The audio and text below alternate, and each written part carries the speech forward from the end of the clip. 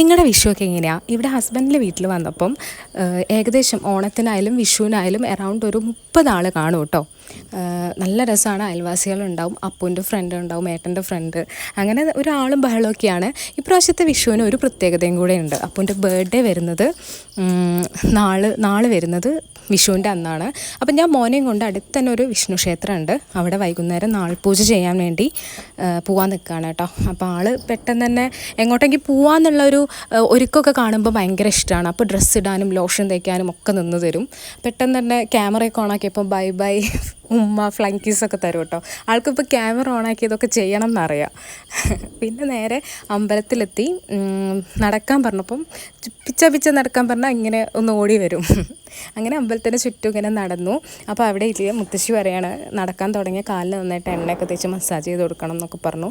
വീട്ടിലെത്തി നേരെ ചായ കുടിച്ചു.